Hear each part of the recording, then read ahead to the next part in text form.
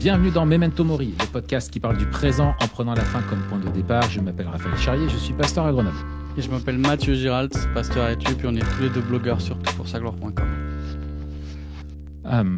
Matt, il me semble qu'on est en pleine période de promotion encore de ton livre, Je ou sais pas? pas. Je sais pas. Mais parce que Euh, tout est incertain. Tu sais, je sais plus. Je si, suis parce que perdu. ça Je suis commence, perdu. ça commence le 3. Donc nous, on sort, attends, quand ça va sortir, ça sera déjà publié. Et ça dure combien de temps? Ça dure Et je crois que ça dure jusqu'à la sortie du livre. jusqu'à la sortie du livre, qui est Le 8, le 9 ou le 10. le 8, le 9 ou le 10. D'accord. Et donc on le publie là le 13. Bon, Ouais. alors, vous avez manqué la promotion du livre de maths. Et c'est une immense erreur. Vous pouvez vous rattraper en Hum, hum. prenant le livre d'ores et déjà, parce que franchement, c'est le prix d'un menu, d'un mauvais truc dans un kebab du coin. Mais Ouais. là, vous aurez un excellent produit. C'est Hum. du terroir pur, hein, c'est Pur. de l'agriculture. Il y a eu du C'est un travail bon avec pâté, un gros des pâté, mains quoi. qui ont brassé de la terre, qui ont vraiment travaillé les produits bruts, tu vois, pour Ouais. arriver à façonner, écrire ce livre. Hum. Et vous aurez vraiment quelque chose de bon. Donc voilà, on vous encourage à lire Voir comme Dieu voit de Mathieu Giralt. Vous avez le lien en description. Ouais, il suffit Euh, d'aller sur voircommedievoit.fr. Voircommedievoit.fr. Et même si les offres sont finies, je suis sûr qu'il y aura encore des trucs cool sur voircommedievoit.fr. ouais, c'est sûr. Mais oui, Voilà. moi je connais Stéphane, il va pas, il va lâcher un Non, petit truc. non, non, on est généreux. On est généreux chez nous. Bon, ça va sinon? Ça va? Ouais, ouais. Ça Ouais. va? Vivement, vivement, Le retour vivement du quand du Seigneur. coup? Ouais, c'est ça, le Le retour du retour du Seigneur, ou Seigneur. au moins novembre. Au moins novembre, ouais. Au moins les vacances de Noël. Ça Et serait déjà pas toi? mal. Moi, ça va. Je reviens de une semaine de vacances avec ma femme en Crète pour nos 16 ans de mariage. C'était incroyable. Chez Euh, Rastapopoulos? Chez Rastapopoulos, exactement. Chez Karagounis, pour ceux qui ont la ref, forcément, le joueur de foot que tu ne connais pas. Non, pas du tout. Karagounis. Voilà. Pour moi, Karagounis, c'est comme la c'est feta peut-être le nom salakis, d'une quoi. feta, tu vois. Ouais, c'est ça. Voilà. C'est ça. Karagounis au bon lait de brebis. Ça sonnerait bien. Mais tu manges incroyablement bien en Mais Crète. oui, j'imagine. C'est bon, tu prends du poids parce que c'est tellement bon. Et puis, tu sais, c'est des produits.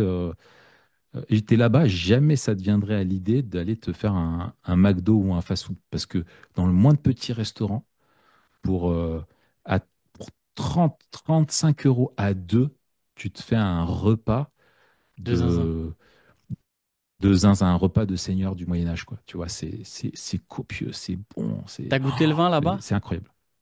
Ils ont du très bon vin crétois. Ouais, ouais, ça m'étonne L'huile pas, ouais. d'olive, c'est un truc de dingue. Est-ce qu'ils Très mentent bonne huile tous? d'olive.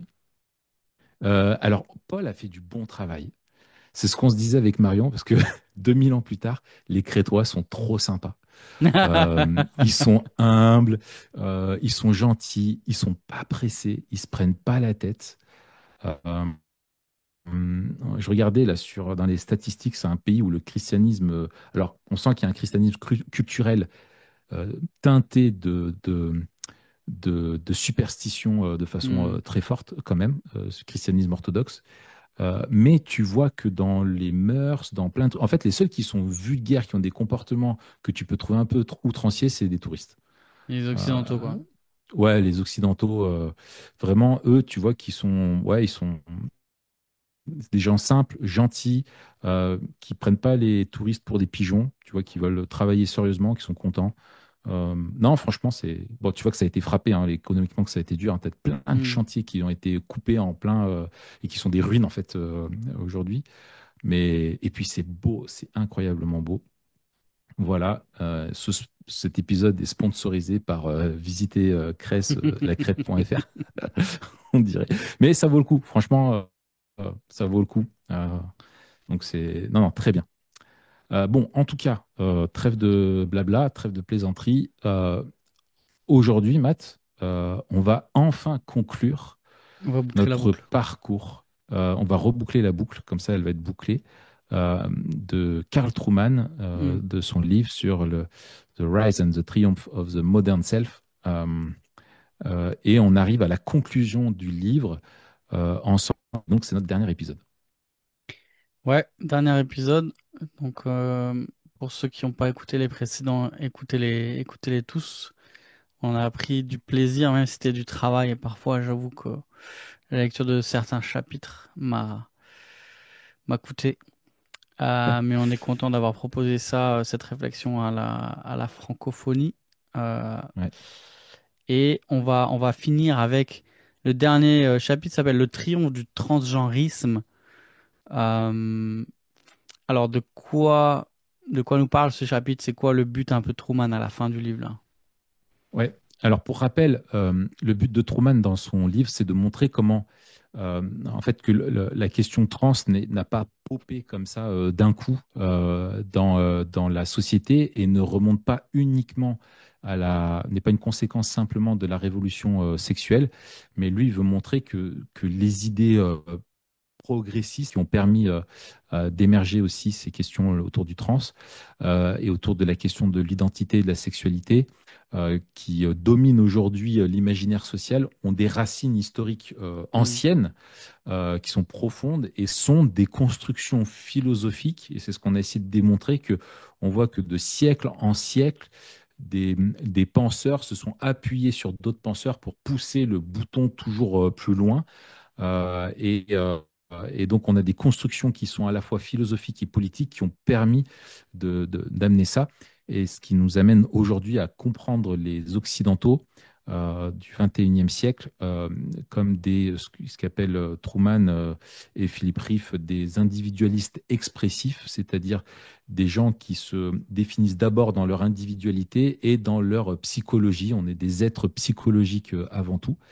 Et là, le but du chapitre, la conclusion, bah, c'est d'arriver enfin à expliquer ce qu'est les LGBTQ+. Et il parle de communautés, il y en a plusieurs, de communautés qui se sont agrégées ensemble, elles ont fait coalition pour devenir, dit-il, le plus puissant exemple d'une anticulture, donc d'une culture qui se construit en détruisant la culture dont elle vient d'un death work. On a pas mal parlé d'un death work. D'ailleurs, j'ai découvert que Riff, enfin, je voulais me l'acheter, le bouquin de Riff sur le death work. Et en fait, bon, 229 balles sur Amazon. J'ai dit, tant pis. Ah bon? J'ai trouvé que là, ouais, ouais, C'est quoi My 229 Life balles. Among the Deathworks? Ouais, c'est C'est ça. celui-là? Ouais, ouais. Et euh, donc des death work, donc vraiment de ce qui était considéré comme sacré, de le moquer et de le détourner et de le ridiculiser, et le rejet même de la nature, des sciences, hein, de la biologie, etc., des lois naturelles. Tout ça en étant soutenu par une esthétique et une éthique très émotive, typique d'un âge thérapeutique. Et donc, en fait, Truman, dans son livre, nous dit, et on l'a déjà répété plusieurs fois, qu'on vit une véritable révolution anthropologique. On est en train de changer radicalement, de détruire l'ancienne manière de comprendre ce qu'était l'homme et de le voir nouveau. Et la communauté LGBTQIA+, est l'exemple le plus marquant, le plus puissant de cette révolution anthropologique. Ouais, donc il y a à la fois des racines qui sont hyper profondes, qui s'expliquent au niveau philosophique et historique, et en même temps on vit une bascule. Il y a, Mm. c'est pas juste, c'est pas juste un aboutissement, c'est un point C'est de pas une évolution, bascule. hein. C'est plus que ça. Mm. Ouais. Alors justement, comment lui, comment Truman explique le développement de cette communauté LGBTQIA+. On devrait dire d'ailleurs des communautés, euh, Ouais. parce qu'il n'y a pas une communauté comme ça homogène. Mm. Ouais. Et c'est vrai que ce singulier est très mensonger parce que, en fait, alors, il est mensonger et il est puissant parce que c'est un mensonge qui permet de rassembler plein de personnes dans un même groupe de revendications et d'en faire une minorité prétendument victime d'une majorité euh, et, et, et d'une communauté du coup qui est très active politiquement. Mais si l'acronyme LGBTQ machin est devenu familier, eh ben c'est loin d'être quelque chose d'évident ou de naturel quand on regarde l'histoire des différentes groupes de personnes, enfin, et d'ailleurs même de groupes, enfin, je trouve qu'on devrait même trop ne questionne pas assez cette notion de communauté même, parce que je pense Hmm. il y a un mensonge, tu vois, comme s'il y avait une communauté des hétérosexuels, une communauté. Enfin, tu vois, c'est une vision. On voit que lui, il a une lecture qui est américaine et qu'il est lui-même dans une culture communautariste dans laquelle on n'est pas. Par exemple, nous, Français, la seule communauté qui existe, c'est la communauté nationale. Et ça ne nous viendrait jamais à l'esprit de dire qu'il y a un afro-français, quoi. Tu vois, t'es français, point barre, tu vois. Alors qu'ils vont parler Ouais. d'afro-américains, d'hispano-américains, etc. Bref, donc on voit que déjà, nous, je pense qu'on serait encore plus critique par rapport à ça. Mais euh, parce que, alors, pour revenir à Truman, il souligne à raison que c'est pas évident en fait que toutes ces personnes-là se retrouvent ensemble parce que d'un côté, être lesbienne ou gay, ça implique de reconnaître l'autorité du corps, hein, de la nature. Hein. Lesbienne, c'est je suis une femme qui aime des femmes. Et on parle bien d'aspect d'attirance et d'orientation sexuelle biologique, alors que trans et queer et tout le reste de l'alphabet sont des idéologies qui visent à la démolition de toute la construction de réalité qui considère l'idée d'homme et de femme, que ce soit quelque chose de fondamental. Et même le lien entre les gays et les lesbiennes est loin d'être naturel parce que jusque dans les années 70, les militantes féministes lesbiennes ne voulaient pas être associées ou d'être mis dans le même groupe des homosexuels que avec les hommes. Euh, Pourquoi? Parce que pour elles, chez ces militantes lesbiennes, eh ben, l'hétérosexualité, on l'a déjà vu ça, c'était vraiment comme une norme culturelle qui était la résultante d'une domination du patriarcat hétérosexuel. Pourquoi nous sommes hétérosexuels? Il n'y a rien de naturel là-dedans, c'est une norme culturelle qui nous a été imposée par le patriarcat. Une histoire de Et dans pouvoir. une histoire de pouvoir, voilà, c'est vraiment ce néo marxisme, Narcissisme. lecture de l'histoire, on l'avait déjà vu. Et dans ce contexte, eh ben, la lesbienne considère qu'elle doit malgré tout se comporter comme une hétérosexuelle, se rendre attirante pour les hommes. Hein. Une femme, elle doit s'habiller comme une femme pour plaire en société afin de survivre dans son milieu professionnel, etc. Alors que l'homme homosexuel n'a pas à se rendre, lui, attirant vis-à-vis des femmes. Il est obligé par aucune contrainte sociale et que donc, contrairement aux gay, la lesbienne doit nier quelque part son identité, voire la contredire dans ses interactions sociales, ce qui n'est pas le cas pour les hommes. Et tous les hommes gays ne sont pas habillés comme en indien, en motard de police, en c'est quoi l'autre? Chantier, chantier. Un chantier. Et je sais plus c'est quoi l'autre. Bon bref, les YMCA quoi. Et donc jusque dans les années 80, regrouper lesbiennes et gays dans une même catégorie est compris par les lesbiennes comme un acte de domination masculine qui va nier l'identité féminine. Et donc, on voit l'importance dans ces milieux-là de la biologie féminine, qui a une grande place dans la défense de la lutte lesbienne. Et donc, la question trans ne va pas arriver, quoi. Enfin, n'est pas encore vraiment dans la place. À ce moment-là, ça arrivera plus tardivement. Euh, et donc, la question, c'est bah, comment sont arrivés à se souder les lesbiennes et les gays. Eh bien, en fait, les lesbiennes et les gays vont dans une victimisation commune porter les combats pour les droits et les aides contre le sida. Et c'est ça qui va leur permettre finalement de se rassembler. C'est avec l'explosion du sida où en fait ça va permettre aux lesbiennes et aux gays de se battre pour leurs droits.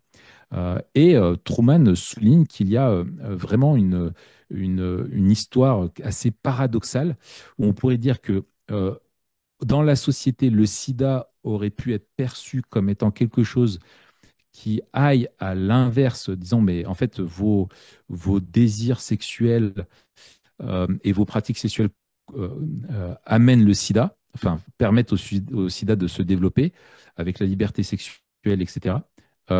Il faut revenir en arrière, alors que ça a été l'inverse, ça a été plutôt de dire, bah, en fait, non, il faut que le droit évolue et qu'on nous donne les moyens de vivre notre liberté sexuelle pour lutter contre le sida. Et c'est ce qui a soudé Hmm. ces femmes et ces hommes-là.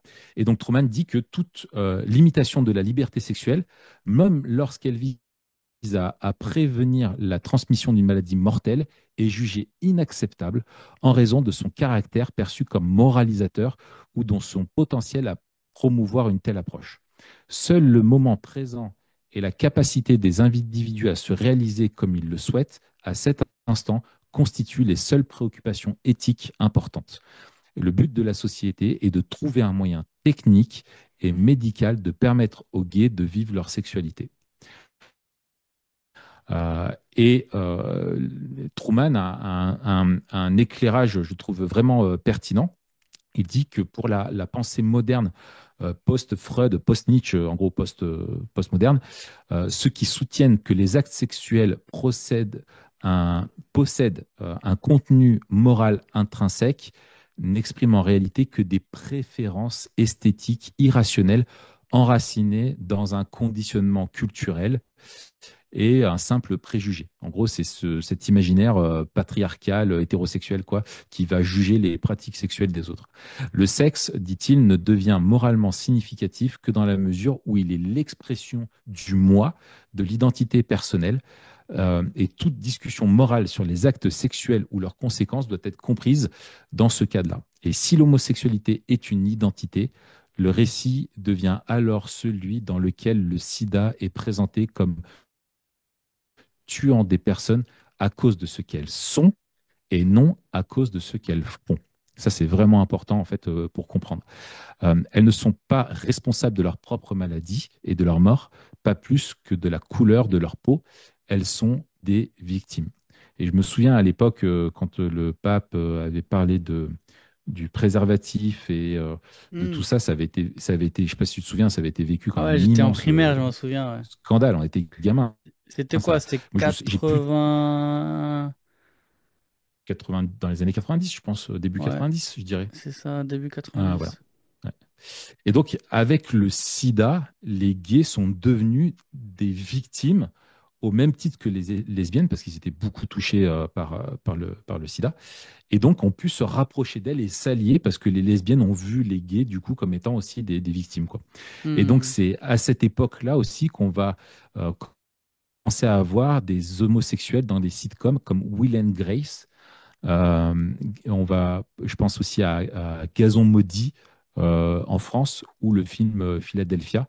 Et en fait, on va avoir une vague qui va surfer et victimiser, euh, va surfer sur la victimisation de ces personnes-là et va avoir une évolution positive du regard de la société sur eux en disant bah, les pauvres, à cause de cette maladie, ils ne peuvent pas vivre selon ce qu'ils sont et donc il faut les aider. Au lieu de condamner en dire bah, en fait vos pratiques, euh, vous faites des choses qui sont contre nature, conséquence, il se passe ça. On va dire non, non, en fait, vous faites ce qui est conforme à ce que vous ressentez et c'est à nous de vous aider à vivre ça et cette maladie est une anomalie, quoi. Hmm. Voilà. Alors du coup, comment... Là, on a vu la manière dont les lesbiennes et les gays se sont rassemblés. Voilà. Maintenant, comment on arrive avec les trans? Parce que comme tu as dit, c'est quand même une posture différente. Ouais. Là, euh, on parle de redéfinition carrément du Mm. corps avec les trans. Comment en fait ils se sont invités dans la communauté, comment ils ont et est-ce que finalement les trans se sont ajoutés aux lesbiens aux gays ou est-ce que finalement les lesbiens et les gays se sont aujourd'hui ou à la fin ajoutés aux trans un petit peu comme étant à la Ouais. traîne. Ouais. Ouais.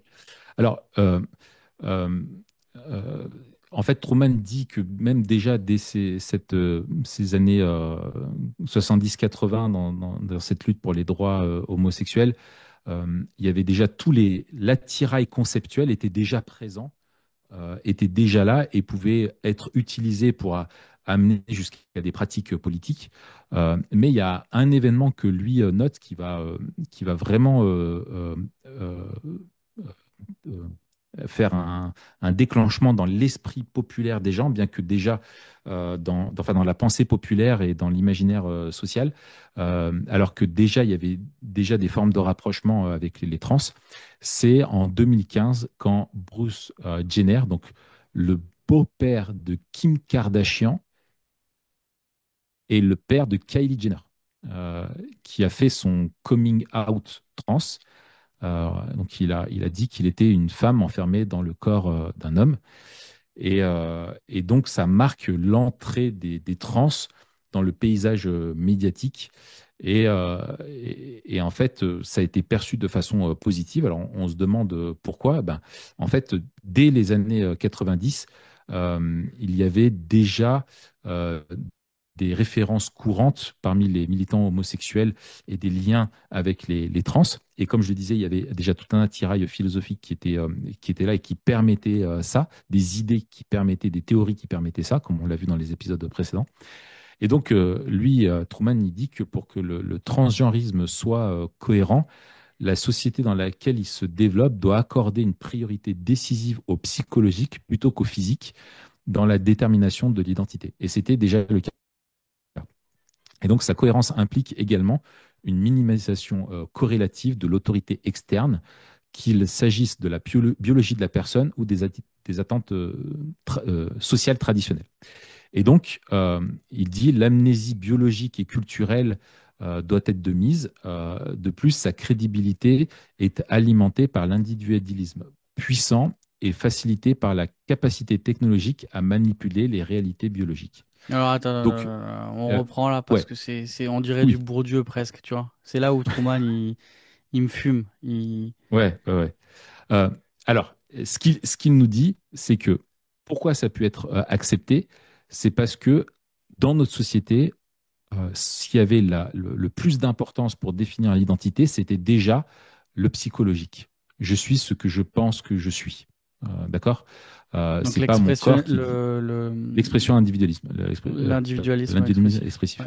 Voilà, c'est je suis ce que je dis que je suis, et c'était déjà répandu dans la société. Et ça, on l'a vu que Euh, dans la période du SIDA, c'est ce qui a permis aux gays de se poser en victime plutôt qu'en responsable. exactement. Exactement. Et en plus, ce qui est possible dans ça, c'est que l'autre chose qui va avec, c'est que, dit Truman, c'est que la société avait déjà appris à dire, en fait, la société doit permettre à chacun d'être ce qu'il veut être. On n'est pas là pour le contredire avec nos normes sociales et sociétales héritées du patriarcat chrétien, etc. Donc on doit se remettre, c'est à nous de nous remettre en question. C'est pas à la société de remettre ces personnes en question, c'est à la société de remettre en question ses a priori vis-à-vis d'eux et de Et les on accepter tels rejoint qu'ils sont. la théorie utilitariste de Peter Singer dont on a parlé la dernière fois, où le mal est défini comme ce Exactement. qui fait souffrir. Exactement. Après ça, ben, en plus de ça, on a une évolution Et de la d'ailleurs, science. juste, Vas-y. il y a personne qui connaît Peter Singer, mais euh, quand on parle à notre voisin, il va nous dire, ah bah c'est pas mal puisqu'il ne fait de mal à personne. Voilà. L'amour, love is love. Du moment Love is love. qu'on fait de mal à personne, voilà. C'est exactement ça. C'est exactement ça. Euh, et donc, en plus de ça, il y a tout ça est alimenté et facilité par la possibilité des technologies aujourd'hui qui permettent de manipuler les réalités biologiques avec euh, les, les- les traitements hormonaux, avec les opérations chirurgicales, etc. D'accord? D'accord. Et donc, si l'idée que le genre est du coup distinct du sexe, ce qu'on a vu avec Simone de Beauvoir et du féminisme qui lui a suivi, et que la technologie rend plausible de gommer les différences entre hommes et femmes dans le monde du travail, comme l'avait prédit d'ailleurs Karl Marx, eh bien tout ça fait du sens.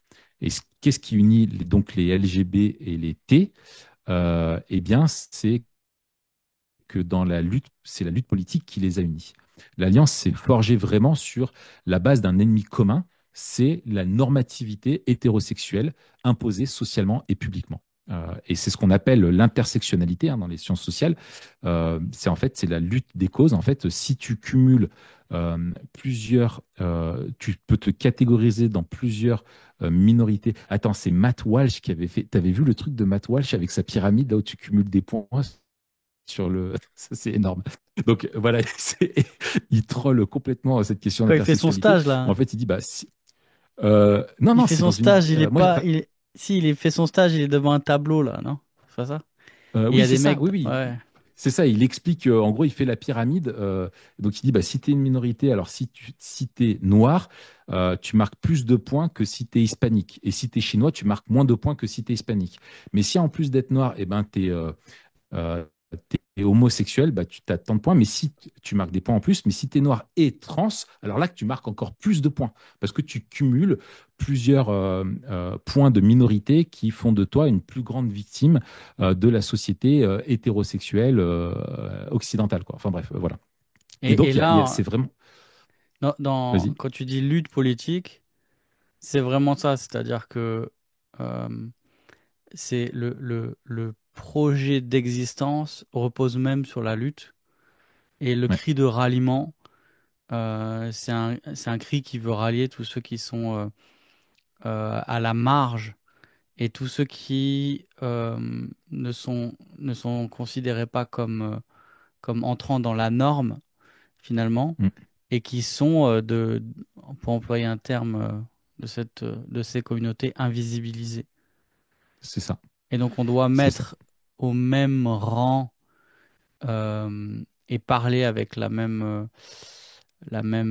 sais pas comment dire, le même volume Mm. de tous ceux qui sont des minorités. La minorité doit revenir sur le devant de la scène, c'est ça quoi. C'est ça. Et la minorité ne doit plus être considérée comme une minorité, il faut la promouvoir pour qu'elle devienne la nouvelle normalité qui va détruire, et c'est là où c'est une anticulture, c'est il faut détruire la normativité hétérosexuelle.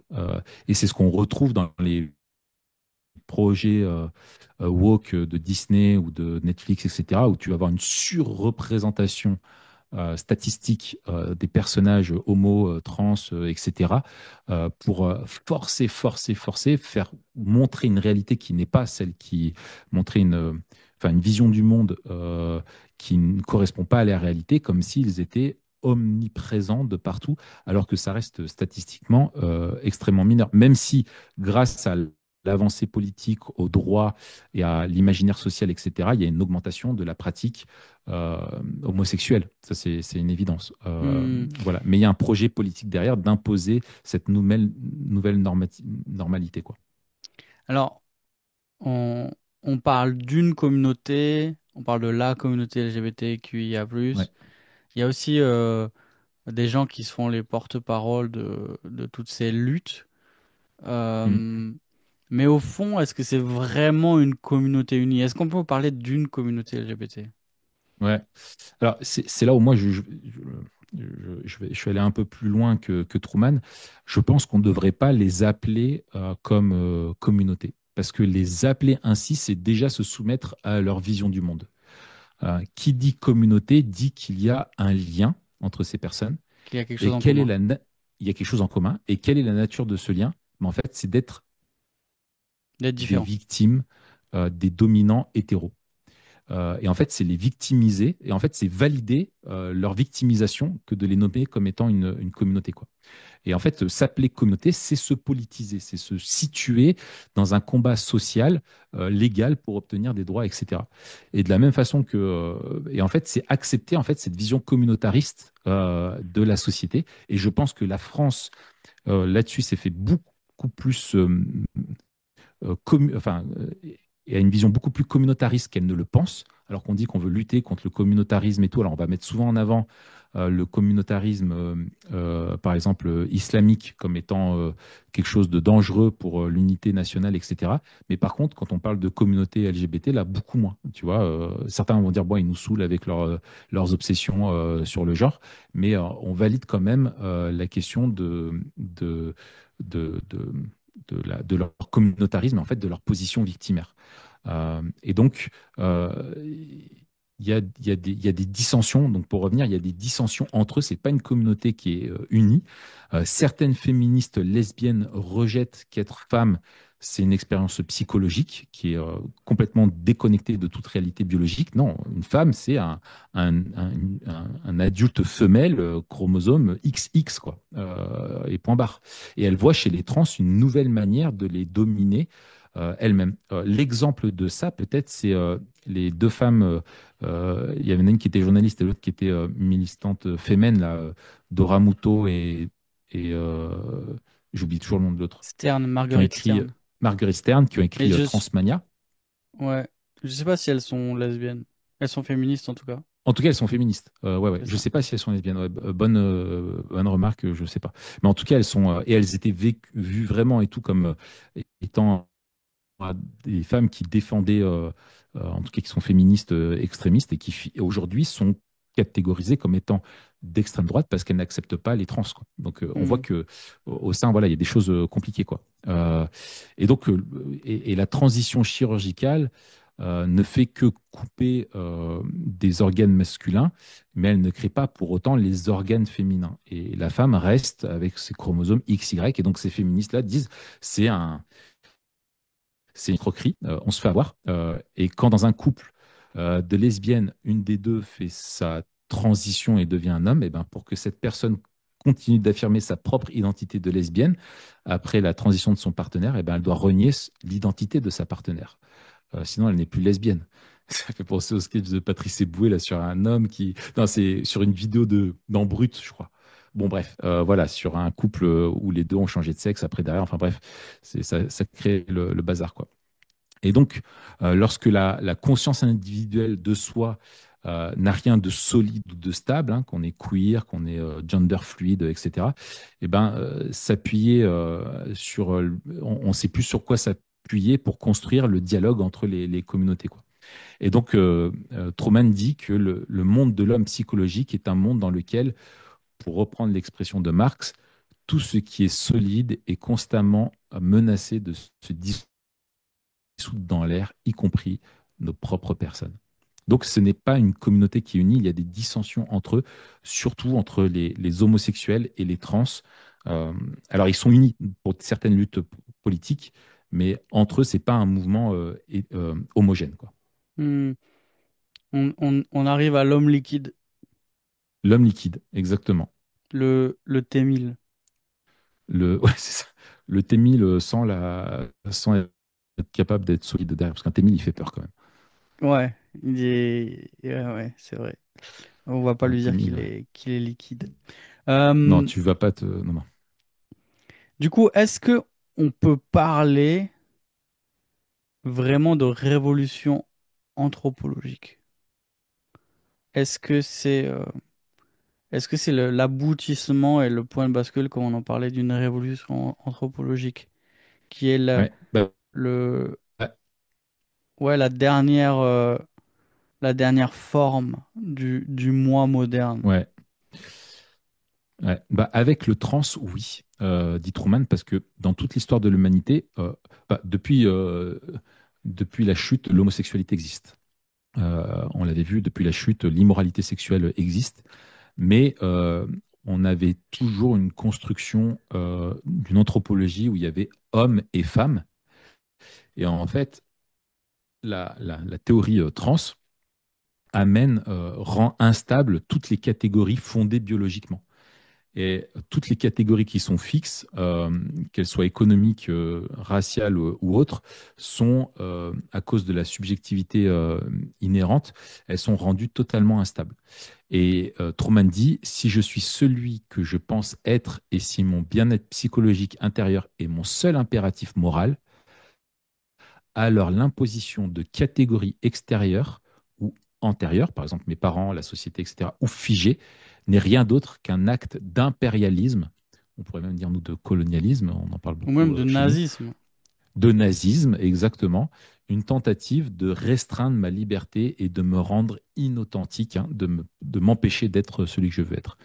Et donc, le transgenrisme n'est rien d'autre que la dernière forme d'autocréation rendue nécessaire à la suite de ce processus de décréation, quand on détruit ce qu'on était et on s'auto-construit, on s'auto-crée une identité.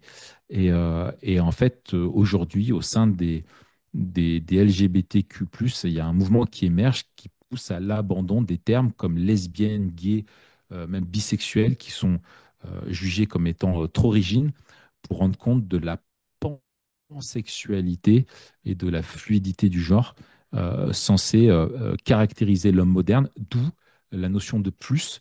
Tu n'as même plus de lettres, maintenant tu as un symbole, c'est plus, on est tous plus. Et tu vois vraiment, ça rejoint, c'est une piste parallèle avec la question du transhumanisme, finalement. Tu es un homme plus. Ça rejoint la même chose, quoi.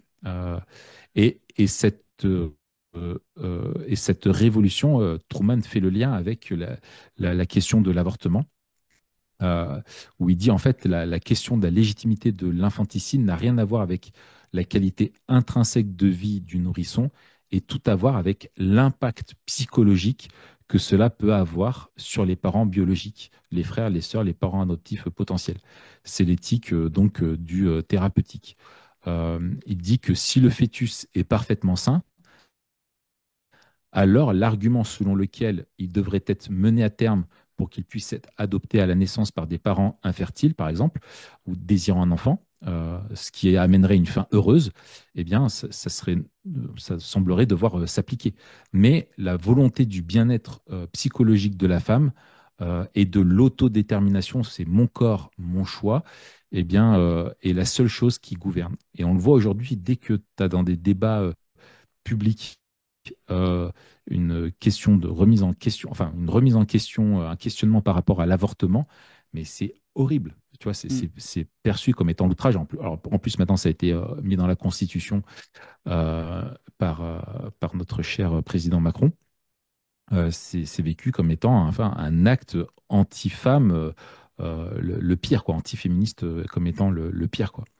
Euh, et donc, ces concepts, euh, selon Truman, avaient, euh, euh, dans l'ancien schéma binaire homme-femme et dans leur manifestation juridique, représentent la reconnaissance légale des êtres humains qui, qui possèdent une identité qui va être fluide et uniquement fondée sur des convictions psychologiques. Et donc ça vient même interroger toute la question en fait du droit humain, parce que le droit humain était quelque chose figé dans quelque chose, dans une anthropologie qui était fixe. Une anthropologie, on était hommes et femmes. Hein, la Déclaration universelle des droits de l'homme, c'est que hommes et femmes naissent égaux en droit et en dignité. Mais là, en fait, s'il n'y a plus d'hommes, il n'y a plus de femmes, ça pose la question du droit humain, quoi. Mm. Excellent. Euh, Et ça mène à la question que tu vas me poser. Pardon? Ça mène à la question suivante que tu vas me poser. Mais oui, tout à fait. Mais justement, la finalité politique. C'est ça. C'est qu'est-ce qui relie les droits humains et pourquoi en fait la question des droits LGBT, c'est parlé, est abordé comme étant des droits humains. Hein, souvent on a On un avait LG... déjà évoqué ça quand on avait parlé de la manière dont le droit avait changé Oui, aux États-Unis, notamment avec la question du mariage homosexuel. Et ouais, on avait montré comment le droit, en fait, était poreux à à la vision du monde séculariste. Et ouais, comment finalement la, la philosophie de l'âge thérapeutique avait créé un droit de l'âge thérapeutique. Et là, C'est ça. on retrouve les mêmes dimensions, quoi. C'est ça. Euh, et dans le droit, justement, il y a ce qu'on appelle les principes de Yogyakarta. Bah oui. Euh, donc, Yogyakarta, c'est une ville Indonésie, hein, en Indonésie, où là-bas ont été rédigés en 2006 le texte fondamental qui relie les droits LGBTQ+ au concept le plus général de droits humains. Parce qu'on pourrait leur dire, en fait, les mecs, bon, tu penses que tu es une femme enfermée dans un corps d'homme, ok, tant mieux pour toi, mais viens pas nous saouler avec ça. Viens pas nous imposer de valider ce que tu penses être de toi. Tu vois. Si tu penses que tu es enfermé dans le mauvais corps, bah, ok, c'est une chose, mais pourquoi je serais obligé, moi, de suivre finalement ta propre description de ton identité et non pas ce que me dit ta biologie de ton identité. Et en fait, bah, c'est les principes de Yogi Karta, donc créés en 2006 et qui vont être actualisés en 2017, qui vont finalement être le texte qui va servir d'orientation internationale. Ils ont pour but, ces principes-là, de définir comment le droit humain doit s'appliquer aux questions d'orientation sexuelle et d'identité de genre. Et donc, leur portée est vraiment politique et normative. Et elles disent, bah, en fait, ces principes-là doivent orienter les États, bien qu'ils n'aient pas de valeur juridique, hein, contraignante, mais ils sont venus comme étant posés. Et donc, ça amène, on revient au concept de structure de plausibilité aussi, où en fait, ils vont être là pour finalement réformer les lois et dire comment est-ce que les lois dans les États devraient être réformées. Donc, le mariage, l'adoption, le changement d'état civil, la lutte contre les discriminations, etc. D'accord. Mais c'est le Et propre des donc lobbies, leur, hein. leur adoption, c'est un lobby, exactement. C'est Et ça, donc c'est leur faire adoption pression progressive, pour avoir des conditions et un droit qui est favorable, en fait. c'est ça. Euh, Et c'est pas un et lobby privé, tu vois, d'une entreprise qui veut faire passer ses produits et gagner des parts de marché, etc., etc. Mais là, c'est un lobby qui est vraiment idéologique et qui va essayer de faire pression sur l'état de droit. ouais, mais je me demande, parce que tu vois, on- ça me fait penser à Black Lives Matter, euh, Ouais. où de l'extérieur, on peut croire que c'est une espèce de lobby qui n'a pour intérêt que le droit des Afro-Américains, etc., etc. Mais en fait, en plus d'être très politique, c'est hyper économique. Et donc, je sais pas, est-ce que Truman le développe? Ça m'étonnerait qu'il y ait zéro intérêt derrière tout ça au niveau économique. J'y crois pas, en fait. Mais Ouais, peut-être je il en pense que parle pas, Truman. non, il n'en parle pas, mais je pense que tu as raison et qu'il y a derrière en fait, il y a toujours une justification économique finalement qui apparaît pareil. Enfin, quand tu dis on est victime de discrimination ou qu'on est victime de ci ou de ça, je sais par exemple avec George Floyd, il y avait derrière la question finalement de discrimination et même d'accès aux soins ou d'accès à des droits, etc., avec le fameux privilège blanc, et qu'aux États-Unis, il y avait beaucoup de débats où en fait, bah, s'il y avait derrière que les Noirs seraient privés de certains dons financiers, d'une certaine qu'à cause de leur couleur de peau, ils n'auraient pas accès aux mêmes choses que les Blancs aux États-Unis. Et ça a fait plein de débats là-bas avec ça. Donc oui, il y a des questions derrière liées au droit, à l'économie aussi, à l'aide que l'État, au rôle de l'État vis-à-vis de ces personnes-là, etc. Donc ouais. Mais en tout cas, là, lui, il n'en parle pas. Mais je Euh, parlais au-delà des privilèges, je parlais même des gains. hmm. Tu vois, par exemple, l'association Black Lives Matter. Je me demandais s'il y avait une espèce d'association comme ça derrière qui est pas la seule, mais parmi les plus puissantes et un peu l'économie qu'il y a derrière, tu vois. C'est une question, voilà, Ouais, question ouverte. ouais, je sais pas. Mais c'est clair que derrière, il y a toujours des enjeux financiers, ça, t'as raison. Et des levées de fonds et des gens qui investissent là-dedans. Et même, tu vois, après, mais c'est pareil avec l'écologie. tu vois, ce qu'on appelle le greenwashing, toutes les marques qui se mettent à faire ça. Il y a toute une économie derrière de transition écologique, etc. Et pareil avec la question, toutes les politiques de diversité et d'intégration dans les entreprises et comment il y a un marketing derrière, etc. Parce que ces personnes-là représentent aussi des parts de marché. Donc, il y a tout un travail qui est fait derrière. Et le capitalisme suit toujours la tendance, hein. Là où Hmm. il y a de l'argent à se faire, il y va, hein. Ouais. Donc, bref.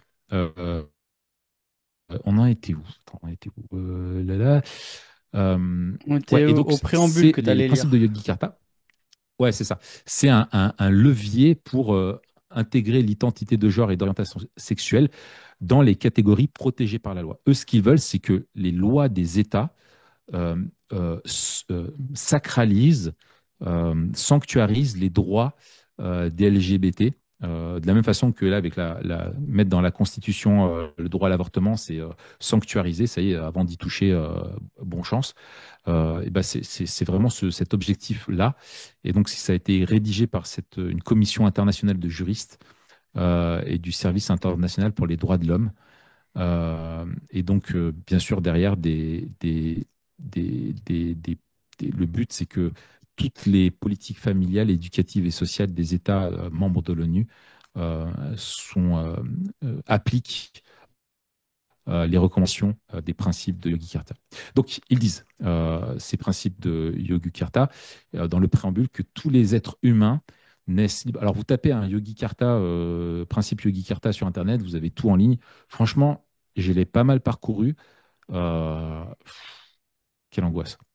Donc, ils disent, tous les êtres humains naissent libres et égaux en dignité et en droit. Les êtres humains de toute orientation sexuelle et identité de genre peuvent se prévaloir d'une pleine jouissance de tous les droits humains. Donc voilà, on voit vraiment que ça accole la question de genre et la question d'orientation sexuelle comme étant un droit humain au même titre que au nom de l'égalité entre tous les hommes. Et Truman fait trois réflexions par rapport à ça. Il dit la définition, premièrement, que la définition de l'orientation sexuelle est essentiellement vide de contenu et définie uniquement par le désir. Elle pourrait en théorie inclure, donc, il dit si on pousse le curseur jusqu'au bout, ça pourrait inclure la pédophilie ou la zoophilie. Hein, si l'orientation sexuelle, elle est libre, hein, je recite le préambule, hein, les êtres humains de toute orientation sexuelle et d'identité de genre peuvent se prévaloir d'une pleine jouissance de tous les droits humains. Donc il Attends, dit Raph, si toutes les orientations sont là, je te coupe, ouais, je crois que j'ai perdu ton image. ah bon. Euh, ah oui, Toi, tu te... pourquoi je suis flou? Non, je me vois pas. Hmm. Euh, Attends, je vais changer et je reviens. Tac.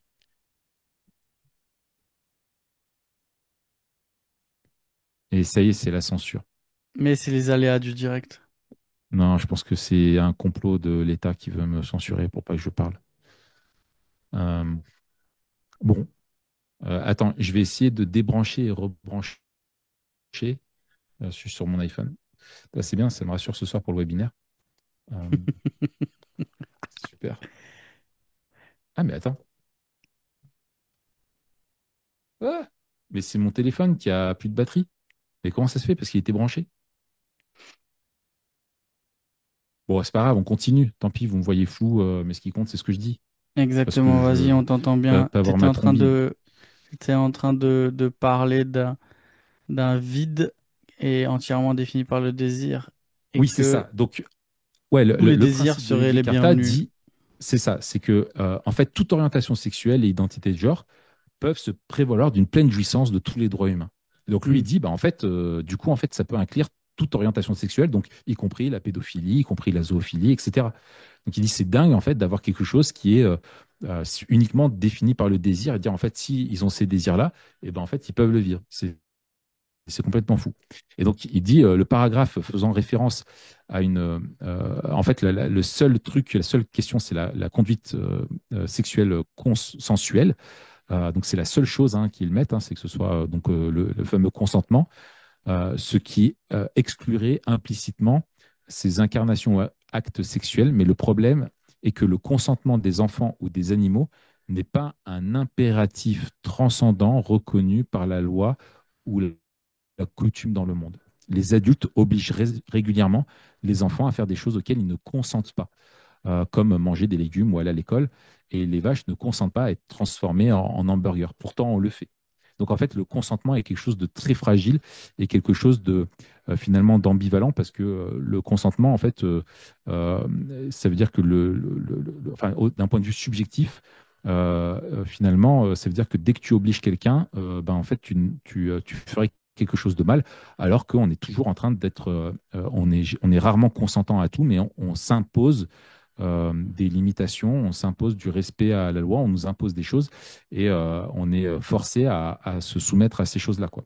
Ouais, mais Il on dit voit bien aussi deuxièmement, le glissement avec une définition intrinsèquement mauvaise de l'autorité. C'est-à-dire et tout ce qui peut exactement, t'obliger à faire quelque chose, c'est même mal. si la chose est bonne, Mm. parce qu'elle t'oblige, Mm.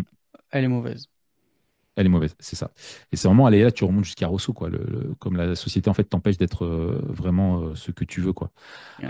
Et tu as aussi derrière la question du consentement où tu dis, mais finalement, si tu manipules un enfant et que l'enfant alors dirait qu'il est consentant, bah, du coup, c'est bon, tu vois. Et en fait, tu dis, bah non, en fait, l'enfant, il peut pas être consentant, tu vois. Tu dois protéger l'enfant. Bref. Deuxièmement, Hmm. il dit, le genre est séparé du sexe, comme c'est typique dans le monde post de Beauvoir, hein, Simone de Beauvoir. Plus intéressant encore est la manière explicite dont la psychologie emporte sur la biologie. Le ressenti personnel du corps est important. Et si ce ressenti est en décalage avec l'identité profondément ressentie de la personne, alors le corps peut être modifié. Ainsi, la réalité du corps n'est pas aussi réelle que les convictions de l'esprit. Donc en fait, ils veulent valider ça. Et troisièmement, il dit le genre est attribué à la naissance. Il n'est pas simplement reconnu. Et désormais, l'acte de naissance ne contient qu'un jugement provisoire et corrigible fondé sur l'observation empirique faisant vraisemblablement partie du contrôle oppressif exercé par l'État et la sexualité. En gros, hein, pour dire simplement, c'est une oppression que quand tu nais avec un zizi, on te dise que tu es un homme. Euh, c'est une oppression. C'est quelque chose qu'on ne devrait pas faire. Et donc, C'est une violence même. l'identité c'est une violence. Et l'identité qu'on te donne au début de ta vie, eh ben, elle n'est que provisoire. C'est toi qui, plus tard, pourras la choisir comme bon te semble, quoi. Hmm. Donc, voilà. Alors, normalement, ma caméra devrait revenir là. Donc, si je fais ça et je fais ça, Pas du tout. Ah si. ouais, si, si, ça va revenir. Euh, euh, ah mince, bouge pas. Ouais, je suis là. Je suis là. Putain. C'est l'enfer. Alors, ceux qui ont que l'audio, ils ratent une séquence de cinéma importante. Et ceux qui ont la vidéo, ils ont envie de vomir parce que ça bouge dans tous les sens. Et voilà, Ok, c'est bon, Raph est de je suis là. retour. Alors, Je suis de retour. est-ce que, parce que c'était un point de bascule important aussi dans nos discussions de la dernière fois, est-ce il y a la question de la famille dans ces principes de Yogyakarta? Et oui, Yogyakarta inclut le droit de fonder une famille. C'est-à-dire que toutes les personnes LGBTQIA+, peuvent fonder une famille comme bon leur semble. Et ça met en évidence que la fonction de la famille est donc principalement thérapeutique. Il s'agit du sentiment de bien-être psychologique hein, des parents, plus qu'une d'une fonction sociale plus large de faire des enfants est nécessaire il faut faire une famille pour pouvoir faire, il faut faire un couple pour pouvoir faire des enfants. Et parce que c'est la famille, comme on l'a déjà dit, hein, c'est un peu la brique de la société. Et tu construis, comment tu développes une société bah, par le développement des familles. On le voit bien aujourd'hui avec euh, dans notre société où on parle d'une crise de la natalité. Où en fait, il y a de moins en moins d'enfants. Et en fait, si une société ne fait pas d'enfants, bah, la société, elle meurt, tout simplement. Et donc, là, la famille, elle n'a plus de fonction pour quelque chose qui la dépasse. Elle n'a plus de rôle pour la société entière. Et d'ailleurs, on le voit même, je trouve, chez les chrétiens, tu vois. Je me faisais la réflexion il y a quelque temps, l'excellent bouquin de Tim Keller sur la- le mariage. Il est très bien le bouquin. Tu n'as rien sur la parentalité. Et en fait, je me dis, c'est fou parce qu'on décorrèle complètement, enfin, on a tendance à décorréler le désir de se marier de celui d'avoir des enfants Hmm. aujourd'hui. Pourquoi? Bah, parce que les moyens technologiques aujourd'hui, avec la contraception, etc., nous permettent de décorréler les deux. Alors qu'il fut un temps pas si lointain que ça, c'était impossible. Et aujourd'hui, du coup, on pense même en tant que chrétien souvent le mariage sans penser à la parentalité comme étant absolument connexe et comme étant un même sujet finalement. Hmm. Bref, voilà, c'est une remarque en aparté. Et donc, on voit il dit les impératifs moraux qui émergent de la révolution sexuelle et des possibilités offertes par la science avec la GPA, etc.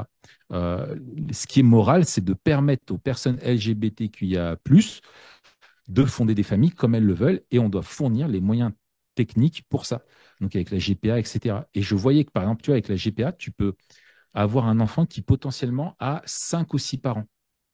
Tu as le père d'intention et la mère d'intention, mais tu vas avoir avec la GPA donc une mère porteuse, donc ça fait une deuxième maman, avec potentiellement un donneur de sperme qui va être un autre papa. Donc en fait, non, ça en fait 4. Donc tu peux avoir un finesse en lui disant, en fait, tu avais un père et une mère, donc c'est eux qui te voulaient, mais la mère ne pouvait pas te porter, etc. Donc c'est une autre maman qui t'a porté, et c'est un autre papa qui a donné son sperme pour toi. Et d'ailleurs, en fait, tu n'as même pas en fait, un papa et une maman, tu as 2 papas ou 2 mamans dans le même couple. Donc en fait, tu peux avoir potentiellement 3 mamans ou 3 papas. Donc, bref, voilà. Donc on voit la révolution anthropologique complète. C'est que même la T'imagines famille devient. Non, la mais c'est fête pour des te mères, construire. combien ça coûte cher après? C'est ça, la fête des pères. Oh là là, c'est l'angoisse. Et Noël, les repas de Noël, avec les beaux-parents derrière. Et si ton beau-père, en fait, c'est une femme, et que, enfin bref, tu te rends compte, c'est l'enfer. Euh, et donc, Yogi Karta dit qu'il est difficile de voir des limites à l'usage du mot famille. Euh, et donc, en fait, si tu n'as plus de limites aux revendications et aux droits formulés par n'importe quel groupe social, un jour, il décidera de ce que c'est qu'une famille. En fait, si tout veut dire famille, il n'y a plus rien qui veut dire famille. En fait, si la famille, elle n'est plus codée par et limitée par la biologie d'un homme et d'une femme qui font un enfant, et ben en fait, tu n'as plus du tout de famille derrière, quoi. Et donc, le transgenrisme, il dit, ça va impliquer l'exorcisme ou l'effacement des parents en général, car il ne joue aucun rôle dans l'identité de la personne transgenre au niveau le plus fondamental de son être. C'est-à-dire que tu ne communiques même pas quelque chose de son, tu communiques même pas son nom, tu communiques même pas son genre, tu communiques rien. Et en fait, les parents permettent juste à la personne d'exister, et après tout le reste, c'est elle qui le fait. Et c'est là où tu vois vraiment la destruction de la famille, la destruction du rôle des parents. Derrière ça, les parents peuvent avoir un désir d'enfant qui est juste psychologique, mais même ce désir-là, il ne doit pas aller au-delà du fait de dire de transmettre quoi que ce soit à l'enfant, parce que même lui transmettre l'idée qu'il est un garçon ou une fille, c'est vécu comme une agression. Hmm. Donc en fait, c'est vraiment satanique, quoi. Voilà. On arrive à la conclusion de la conclusion. Ouais. Alors justement, quelle conclusion? Euh, Pourquoi ouais. peut-on parler de triomphe du transgenrisme? Ouais. Eh ben, il revient à ce bon vieux Charles Taylor, Charles. euh, Charlie, qui dit que en fait, la théorie du genre est le symptôme le plus extrême du modern self. On arrive à l'aboutissement en fait du modern self. Euh, il dit le transgenrisme n'est que la forme la plus récente et la plus extrême de ce mouvement. Il s'inscrit dans une continuité évidente avec la pensée anti-métaphysique du 19e siècle, hein, les grands maîtres du soupçon qui vont déconstruire toute la modernité et la vision du monde chrétienne, notamment celle de Nietzsche, on l'avait vu, hein, le transgenrisme est un symptôme et non une cause. Hein, c'est la conséquence et non la cause de la révolution sexuelle.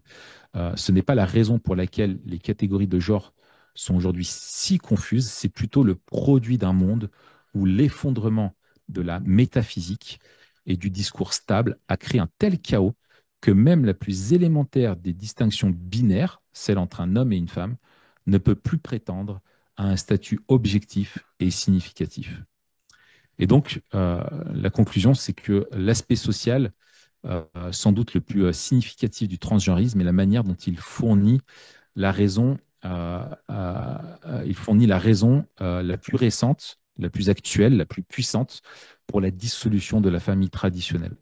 Avec le transgenrisme, l'identité est presque totalement intériorisée. Il n'y a plus de famille qui te dit qui tu es, il n'y a plus de nature qui te dit qui tu es, il n'y a plus de société qui te dit qui tu es, il n'y a plus de Dieu qui te dit qui tu es. Tout ce qui relève de l'extériorité est aboli, tout ce qui relève de la transcendance est aboli, tout ce qui relève du monde naturel est aboli, si bien qu'en théorie, les parents ne sait pas nécessairement si son enfant est donc un garçon ou une fille. C'est à lui-même de se déterminer. Et donc, on a vraiment le modern self qui arrive à la destruction de la compréhension de la modernité, et le transgenrisme est juste en fait un symptôme. Et c'est peut-être le symptôme le plus extrême, mais il ne faut pas se dire, ah, il y a les trans et ça ne va pas dans nos société. C'est vraiment dans notre société contemporaine, avec le moi psychologisé, où en fait, il y a tout ça qui ne va pas. C'est toute la conséquence en fait de la construction d'une société sans Dieu, sans autorité, finalement, sans l'autorité divine, sans l'autorité de la nature, sans l'autorité de la société, de la famille. Quand tu renverses toutes ces autorités, tu laisses l'homme livré à lui-même dans un flou le plus total, et on te dit que c'est ça qui est bien. Hmm. Euh, et, et en fait, ça confère un pouvoir potentiellement immense entre les mains euh, aujourd'hui d'un gouvernement ou d'un corps médical ou de différents groupes de pression auxquels on a tendance à se plier. Et c'est aussi une question politique aux conséquences considérables pour la société dans son ensemble. Parce que si le politique, la société te dit, bah, en fait, c'est ça la nouvelle humanité, c'est ça dans quoi aller, et ben, en fait, dès que tu as un discours qui est contraire à ça, tu es un dissident, et tu mérites de te faire tuer pour ton discours de haine, comme l'a été Charlie Kirk, par exemple. Hmm. Et s'il y a bien une chose qu'il faut retenir avec Truman et ce qu'il nous a montré en particulier dans les derniers chapitres, c'est qu'on n'est pas là juste sur une question de préférence ou de droit individuel. On est là sur des revendications qui sont sociales et sociétales. Et donc, il y a le projet d'une redéfinition de la société à travers justement l'expression du moi. Et donc, il ne faut pas entendre dans l'expression du moi une question qui reste confinée à des individus. La lutte, on l'a dit, elle est politique et sociale. Et donc, on, on peut et on doit dénoncer les dangers pour la société. Parce que euh, ce serait un peu naïf de réduire ça à juste une espèce, soit une bataille de sémantique, soit une espèce de clash de vision anthropologique. Anthropologique, c'est pas juste une vision anthropologique, c'est une, une vision du monde complètement différente, avec en C'est un son centre une autre projet politique. anthropologie, Ouais. mais qui a des ramifications politiques, sociales et sociétales. Ouais, Et donc là, on n'est c'est pas un en train projet. de parler de juste notre voisin qui nous dit qu'il se sent une femme ou je sais pas. On est en train de parler de gens qui veulent changer la société. Ouais, tout à fait. Et c'est un projet politique, en fait. C'est vraiment une vision du monde mise en œuvre, une idéologie mortifère. Et c'est dans ce monde-là qu'on a appelé à vivre en tant que chrétien et témoin de Christ, et à rentrer dans le maquis, quoi. Finalement. C'est la résistance, c'est le maquis, c'est ce qu'on veut faire avec Memento Mori, c'est en même temps décortiquer euh, et essayer de comprendre et de vulgariser et de comprendre les ressorts qui se jouent dans notre société sur des thématiques importantes comme celle-ci, et en même temps réfléchir à comment vivre en chrétien dans ce monde-là. comment suivre, être fidèle, être intègre, ne jamais suivre la tendance et rester fidèle au message de l'évangile, quoi qu'il en coûte.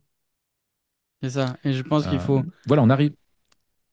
ouais, juste Je pour pense qu'il faut terminer, quoi? parce que je pense que ça a été clair dans notre manière d'en parler. En tout cas, j'espère que ça l'a été. Euh, on a eu un discours apologétique. Euh, et donc l'idée ici, on n'est pas en train de parler de la dimension pastorale avec laquelle on veut accueillir les gens dans l'Église et avec laquelle on veut les bénir en tant que personne. Mais on est en train de parler, on est en train d'avoir un discours public, théologique, sur sur la société et et la culture. Et donc on ne doit pas, on n'a pas à s'excuser de dénoncer le mal quand on le voit. On doit faire attention je crois, faire la part des choses. Et là où on pourrait nous reprocher, c'est justement de devenir ce qu'on dénonce, c'est-à-dire nous-mêmes de devenir une violence. Et quand on parle de violence, c'est une violence véritable. C'est pas une violence ressentie. Euh, Mm, et en même temps, on doit dire dans notre discours politique et dans notre discours public en tant que chrétien euh, l'impasse de ce projet, en fait. mm, Ça va nuire à la société. mm, tout à fait. Et on avait fait déjà un épisode sur l'approche pastorale. J'avais écrit des articles là-dessus, sur la manière dont on doit euh, discuter avec nos amis et voir justement des personnes qui sont trans euh, comme étant aussi les victimes d'une idéologie qu'on leur a inculquée. Hmm. Ce n'est pas quelque chose, et c'est le piège dans lequel on tombe dans notre société, où on a l'impression que c'est quelque chose de spontané. Et, ah, ben, je me sens comme ça, femme dans un corps d'homme, et c'est comme ça, c'est un état de fait, et ça vient de nulle part, c'est juste ce que je suis. Hein, c'est toute la logique hein, de la, de la, du modern self. Non, en fait, on a appris à cette personne à penser comme ça. On lui Hmm. a expliqué, on lui a fait une exégèse de son mal-être. Il y a un mal-être hein, existentiel, souvent à l'adolescence. Les deux femmes, là, Eliashef et le bouquin est par là. Ah non, il est là-bas. Sur la fabrique de l'enfant trans, on avait déjà Hmm. parlé, où elles expliquent en fait comment des enfants, donc c'est une pédopsie et une psychologue clinicienne qui ont beaucoup vu d'enfants se faire retourner le cerveau par l'idéologie trans, où en fait on, des enfants sont en mal-être, qui traînent sur les réseaux sociaux et qui finalement se retrouvent embrigadés, enfin trouvent des réponses à leurs souffrances par le trans en disant bah, si t'es mal dans ta peau, c'est parce qu'en fait t'es pas dans le bon corps, c'est parce que tes parents te laissent pas aller, c'est parce qu'on te laisse pas, on t'a appris à ne pas suivre tes désirs parce qu'on a la société, elle veut te normer, elle veut t'empêcher d'être toi-même, etc. Et quand t'es pas bien dans ta peau, bah, c'est un discours. Justement, on amène un discours rationnel, saupoudré de supports académiques et universitaires, idéologiques derrière, très structuré avec la puissance d'une évocation imaginaire autour de films, de séries, de personnages, d'histoires, etc. Et on va nourrir ça et petit à petit, la personne va se convertir, va adhérer à cette vision du monde et à cette solution qui est présentée à son mal-être. Et finalement, on va y souscrire et va arriver à la défendre derrière. Et donc, nous, quand on discute avec des personnes, bah, on doit prendre en compte que bah, c'est ce qu'on dit souvent, même sur la question du péché, c'est qu'on est à la fois coupable et en même temps victime de notre Hmm. propre état. C'est le drame humain dans lequel on est, et que le problème fondamental de cette personne n'est pas qu'elle est trans, c'est encore une fois, on peut rejoindre un peu ce que dit Taylor avec un autre angle, c'est que ça, c'est juste un symptôme. Le problème, c'est que cette personne est séparée de Jésus, qu'elle ne le connaît pas, et son problème fondamental, c'est son péché. Et en fait, Jésus n'est pas mort pour faire des trans, des hétéros et des gens à l'aise avec le genre. Il est venu pour sauver des pécheurs. Et son problème est bien plus large que ça. Et le message de l'Église est bien plus large que la question sociétale trans. Mais Hmm. à cette question sociétale, à cette problématique sociétale, l'Église doit porter une voix différente et dire nous ne souscrivons pas à cette vision du monde qu'on veut nous imposer. On refuse nous-mêmes de tomber dans un discours victimaire. par rapport à ça et se dire bah, on est victime de tout ça. Non, on doit être en résistance et surtout ne pas nous laisser avoir par ce discours émotionnel culpabilisant en disant mais vous êtes inhumain parce que vous n'acceptez pas, vous n'allez pas dans notre sens, etc. Vous êtes des bigots réfractaires et arriérés et des nazis. En fait, on ne doit pas se laisser intimider par ces discours-là et on doit être armé pour pouvoir répondre aussi sur le terrain des idées et de la culture. C'est ce qu'on veut faire, quoi. Voilà, eh bien, c'était super. On est content d'arriver au bout aussi de cette thématique parce que, bon, parler de ça, ça a bien 5 minutes. Au bout d'un moment, on a envie de parler d'autre chose. Et on a plein d'autres sujets dont on veut parler. Et le prochain dont on va parler, Matt, euh, on va parler, Dieu voulant, c'est ce qu'on voudrait faire, de la mort de Charlie Kirk et de l'analyse un petit peu de l'effet de ce que ça a cristallisé dans notre société et comment nous, en tant que chrétiens, réfléchir, analyser non seulement ce qui a conduit à sa mort, mais comment réagir en tant que chrétien par rapport à ça. D'accord? En attendant, qu'est-ce qu'on fait? On met un pouce, On des met un étoiles. pouce, un commentaire. On va sur voircommedievoix.fr. On peut s'inscrire sur le canal Telegram de Memento Mori. Ouais, tout à fait. euh, et on peut lire le manifeste pour créer des anticorps et se renforcer euh, par rapport à toutes ces idéologies-là. Allez, Excellent. sur ce, à très bientôt pour le prochain épisode qui sortira dans 2 semaines. Salut! Salut.